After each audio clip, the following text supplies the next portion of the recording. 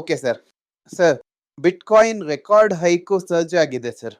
ಅಂತಿಲ್ಲ ಏನು ಹೇಳ್ತೀನಿ, ನನಗೆ ಈ ಬಿಟ್‌ಕಾಯಿನ್ ಕರೆನ್ಸಿನಲ್ಲಿ ನಂಬಿಕೆನೇ ಇಲ್ಲ. ಕ್ರಿಪ್ಟೋದಲ್ಲಿ ನನಗೆ ನಂಬಿಕೆ ಇಲ್ಲ. ಕ್ರಿಪ್ಟೋ ಮೇಯ್ನಾಗಿ ಮಾಡೋವಂಥದ್ದು ಈ ಟ್ರಾನ್ಸಾಕ್ಷನ್ನೇ ಹೋಗುತ್ತೆ. ಯಾವುದು ಇಲ್ಲೀಗಲ್ ಟ್ರಾನ್ಸಾಕ್ಷನ್ ನಡೆಯುತ್ತೆ. ಚೈನಾದಿಂದ ತುಂಬ ಜನ ಈಗ ಅಮೇರಿಕಾಗೆ ಹೊರದೇಶಕ್ಕೆ ಓಡೋಗಬೇಕು ಅಂತ ಅಂದ್ಕೊಳ್ಳೋಂಥವ್ರು ಚೈನಾದಲ್ಲಿ ಬಿಟ್‌ಕಾಯಿನ್ನ ಕಾಸ್ಟ್ಲಿ ಆಗಿ ತಗೊಂಡು ಅಮೇರಿಕಾದಲ್ಲಿ ಸ್ವಲ್ಪ 10% ಕಡಿಮೆಯಾಗಿ ತಗೋಬಹುದು. ತುಂಬಾ ಸಲ ಇದನ್ನ ಕೇಳ್ತಾನೆ ಇದ್ದಾರೆ ಅನ್ನೋವಾಗ ಈಗ ನೀನೇ ಕೇಳ್ಬಿಡು, ನಾನು ಕೇಳಲ್ಲ. ನಾನು ಬಿಟ್‌ಕಾಯಿನ್ ಇಟ್ಕೊಂಡಿರೋರೆಲ್ಲ ಒಬ್ರುನು ಇಷ್ಟು ವರ್ಷದಲ್ಲಿ ನೋಡಿದ್ದಿಲ್ಲ ಸರ್. ಪ್ರಶ್ನೆ ಕೇಳ್ತಾ ಇರೋಂಥವ್ರಾದ್ರೂ ನೀವು ಬಿಟ್‌ಕಾಯಿನ್ ಇಟ್ಟಿದ್ರಿ ಅಂದ್ರೆ ಹೌದು ನಾವ್ ಇಟ್ಕೊಂಡಿದೀವಿ ಅಂತ ಕಮೆಂಟ್ ಅಲ್ಲಿ ಹಾಕಿ, ಕಮೆಂಟ್ ಅಲ್ಲಾದ್ರೂ ನಾನು ನೋಡ್ತೀನಿ 1,12,000 ಒಂದು ಫೈಲ್. ಆಗ ಒಂದು ಬಿಟ್‌ಕಾಯಿನು ಈಗ $1 $85, $10 ಅಂದರೆ $850, ಆಯ್ತಾ? $1,000 ಅಂದರೆ $85,000, $10,000 ಅಂದರೆ $8,50,000. ₹1,00,00,000 ಒಂದು ಬಿಟ್‌ಕಾಯಿನ್ ಅಂದರೆ ಯಾವನಾದ್ರೂ ₹1,00,00,000 ಒಂದು ಬಿಟ್‌ಕಾಯಿನ್ ಇಟ್ಕೊಂಡಿದ್ದಾನೆ ಅಂದ್ರೆ ಅವನ ಪ್ರಶ್ನೆ ಕೇಳಲಿ. ಇದು ಪ್ರಶ್ನೆ ಕೇಳ್ತಾ ಇದ್ದೀರಲ್ಲ ಬಿಟ್‌ಕಾಯಿನ್ ಬಗ್ಗೆ, ಆ ತರ ಯಾರಾದ್ರೂ ಇಟ್ಕೊಂಡಿದ್ರೆ ಅದನ್ನ ಪ್ರಶ್ನೆ ಕೇಳಿ. ಹಿಂಗಾದ್ರೂ ಒಬ್ರನ್ನ ನೋಡಿದ್ರಲ್ಲ ಅಂತ ನಾನು ಸಂತೋಷ ಪಟ್ಕೋತೀನಿ. ಕೆಲವು ಇಂಟ್ರೆಸ್ಟೆಡ್ ಪಾರ್ಟೀಸ್ ಇದ್ದಾರೆ. ಮೈಕಲ್ ಸೇಲರ್ ಅಂತ ಒಬ್ರು ಅವರೊಂದು ಕಂಪನಿ ನಡೆಸ್ತಾ ಇದ್ದಾರೆ.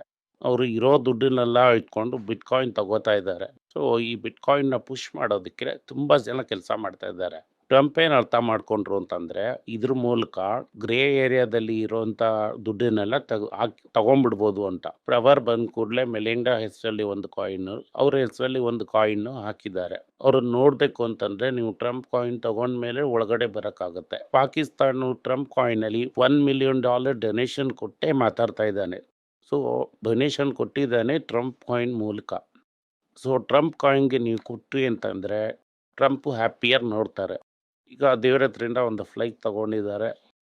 ಅದು US ಏರ್ ಫೋರ್ಸ್ ಅವ್ರು ಇರೋವರೆಗೂ ರಿಟೈರ್ಡ್ ಆದಮೇಲೆ ಅದನ್ನು ಅವರ ಟ್ರಂಪ್ ಮೆಮೋರಿಯಲ್ ಲೈಬ್ರರಿಗೆ ತಗೊಂಡೋಗ್ಬೋದು ಅಂತ ಹೇಳಿದ್ದಾರೆ. ಸೊ ಅವ್ರಿಗೆ ಒಂದು ಏರ್ ಫೋರ್ಸ್ ಬ್ರೈಬಾಗಿ ಕೊಟ್ಬಿಟ್ರು ಅವರು ಏರ್ ಫೋರ್ಸಲ್ಲಿ. ಅದರಿಂದ ಈಗ ಅವರು ಕ್ರಿಪ್ಟೋದಲ್ಲಿ ಯಾಕೆ ಇಂಟ್ರೆಸ್ಟೆಡ್ ಅಂತಂದರೆ ಟ್ಯಾಕ್ಸ್ನೇ ಕಟ್ಟದಂಗೆ ದುಡ್ಡು ತಗೋಬೋದು ಅನ್ನೋದು ಅವ್ರಿಗೆ ಗೊತ್ತಾಗೋಯ್ತು. ಅದರಿಂದ ಟ್ರಂಪ್ ಕಾಯಿನ್, ಮೆಲಿಂಡಾ ಕಾಯಿನ್ ಇಟ್ಕೊಂಡಿದ್ದಾರೆ. ಟ್ರಂಪ್ ಒಬ್ಬ ಪಕ್ಕಾ ಬಿಸ್ನೆಸ್ ಮ್ಯಾನ್ ಅಲ್ವಾ ಸರ್? ಹೌದು, ಟ್ರಂಪ್ಗೆ ಯಾವ್ದೆತ್ತಿದ್ರು ಬಿಸ್ನೆಸ್. ಇಂಡಿಯಾಗೆ ಬಂದಾಗ ಎರಡು ದೇಶಗಳ ನಡುವೆ ಇರುವಂತ ಅಂಡರ್ಸ್ಟ್ಯಾಂಡಿಂಗ್ ಫ್ರೆಂಡ್ಶಿಪ್ಗೋಸ್ಕರ ಬರ್ತಾ ಇದಾರೆ ಅಂತ ನೋಡಿದ್ರೆ ಇಲ್ಲಿ ಬಂದು 20,000 ಕೋಟಿ, ಇಫ್ ಐ ನಾಟ್ ರಾಂಗ್, 20,000 ಕೋಟಿಗೆ ಏನೂ ಇಲ್ಲ. ಈಗ ನಮ್ಮ A1 ಇದಾರಲ್ಲ ದೊಡ್ಡಪ್ಪ ಅವರ ಫೇವ್ರೇಟು, ಅವ್ರು ಅಲ್ಲಿಂದ ಗ್ಯಾಸ್ ತಗೋತಿದ್ದಾರೆ. ಈಗ ಅವ್ರೇನು ಹೇಳ್ತಿದ್ದಾರೆ, ಟ್ರಂಪ್ಗೆ ಅವರು ಒಂದು ಅಮೌಂಟ್ ಕೊಟ್ಟಿದ್ದಾರೆ.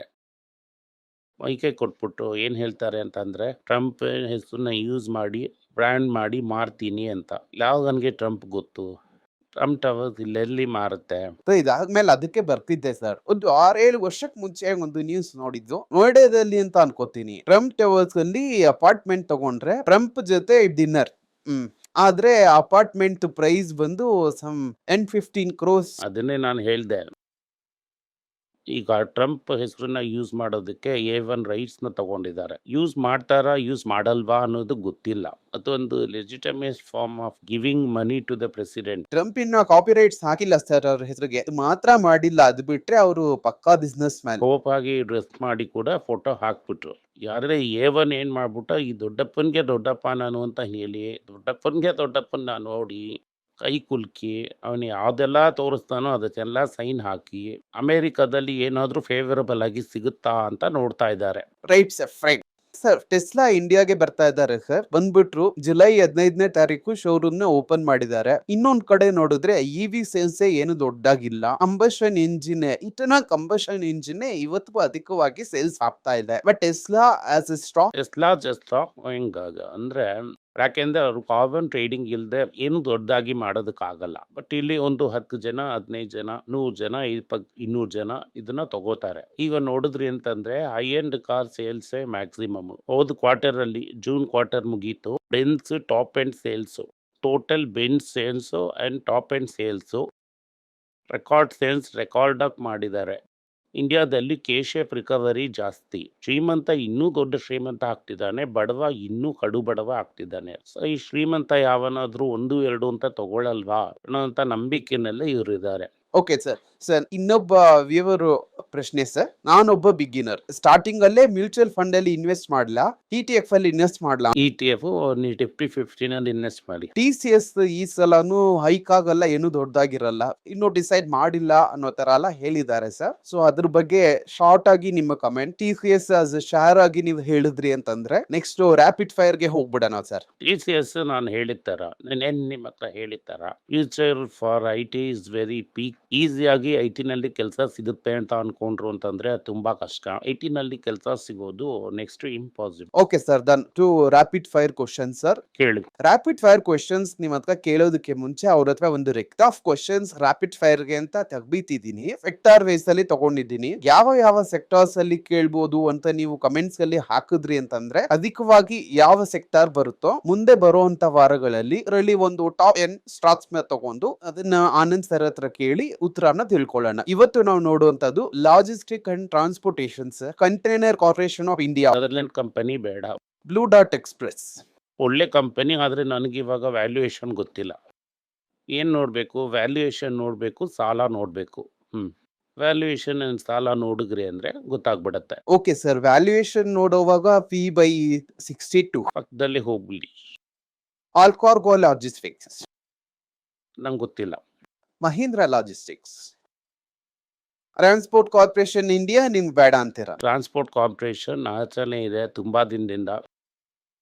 ಅದು ಈಗ 4 ಆಗಿ ಭಾಗ ಆಗಿ ಕಡಿಯೋದೆಲ್ಲ ಅಜೆಂಡಾ ತಂದಿದ್ದೇನೆ. ಬಟ್ ಒಂದು ಕಂಪನಿ ಆಗಿದ್ದಿದ್ದು ಈಗ 4 ಕಂಪನಿಯಾಗಿ ಭಾಗ ಆಗಿದೆ. 4 ಕಂಪನಿ ಏನು ಮಾಡ್ತಾ ಇದೆ ಅನ್ನೋದು ನನಗೆ ಗೊತ್ತಿಲ್ಲ. ನಾನು ನೋಡ್ಬಿಟ್ಟು ಹೇಳ್ತೀನಿ. VRL logistic. ಅಗೇನ್ ಇದೇನೇ ಪ್ರಾಬ್ಲಮ್ ಬಾಸ್, ವ್ಯಾಲ್ಯೂಯೇಷನ್ ನೋಡಿ. ಯಾಕೆಂದ್ರೆ ತುಂಬಾ ಜನ ಈ ಲಾಜಿಸ್ಟಿಕ್ ಬಗ್ಗೆ ನೀವ್ ಯಾಕೆ ಮಾತಾಡ್ತಾನೆ ಇಲ್ಲ, ಅಲ್ಲ ಹತ್ರ ಅದನ್ನ ಕೇಳಿ. ಲಾಜಿಸ್ಟಿಕ್ಕು ನನ್ನ ಪ್ರಕಾರ ಇದು B2C ಅಲ್ಲ.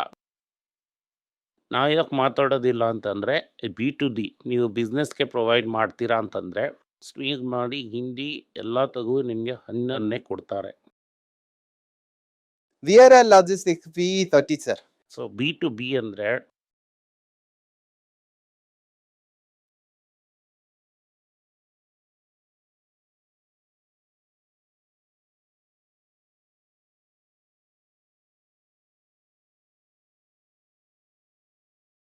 ಡೆಲಿವರಿ ದತಿ ಲಿಮಿಟೆಡ್.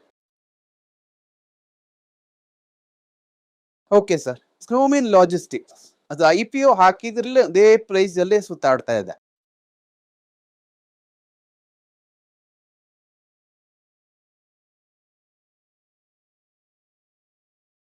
ಅದಾದ್ಮೇಲೆ ಮೀಡಿಯಾನ್ ಎಂಟರ್ಟೈನ್ಮೆಂಟ್,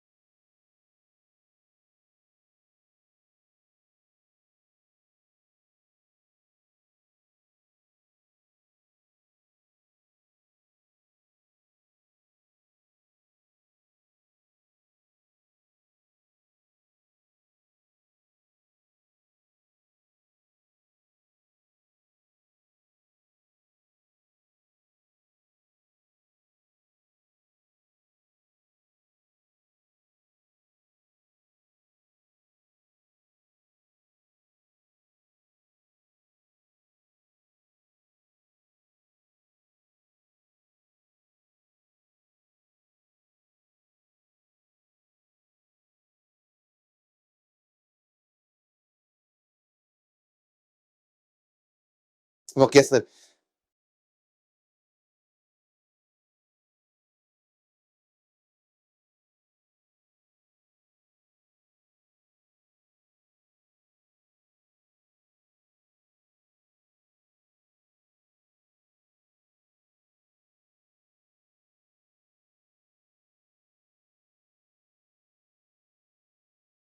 ಕಂಪನಿನಲ್ಲಿ ಕೆಲಸ ಮಾಡ್ತಾ ಇದ್ದೀನಿ ಅನ್ನೋಕ್ಕೋಸ್ಕರ ಆ ಕಂಪನಿ ಶೇರ್ನ ತೆಗೆದಿಟ್ಕೊಂಡು ನಾವು ಸಿಕ್ಕಾಪಟ್ಟೆ ಕಷ್ಟ ಪಡ್ತೀವಿ, ಆದ್ರೆ ನಮ್ಗೆ ಅದ್ರಲ್ಲಿ ಪ್ರಾಫಿಟ್ ಇಲ್ಲ. ಆಸ್ ಎ ಶೇರ್ ಹೋಲ್ಡರ್ ಆಗು ನಮ್ಗೆ ಅದ್ರಲ್ಲಿ ಪ್ರಾಫಿಟ್ ಇಲ್ಲ.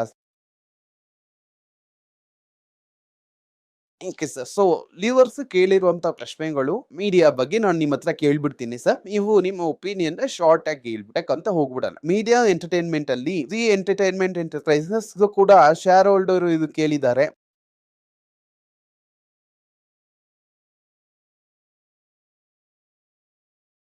ಹೌದು.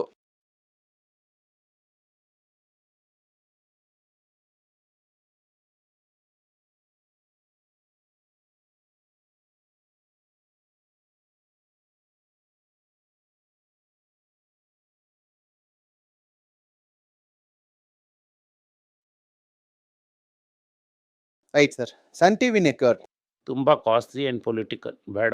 ನೀವೇ 18 ಬ್ರಾಡ್ಕಾಸ್ಟ್ ನಿನ್ಗೆ ಗೊತ್ತಲ್ಲ, ಅದೆಲ್ಲ ಪ್ರಾಫಿಟಬಲ್ಲೇ ಅಲ್ಲ.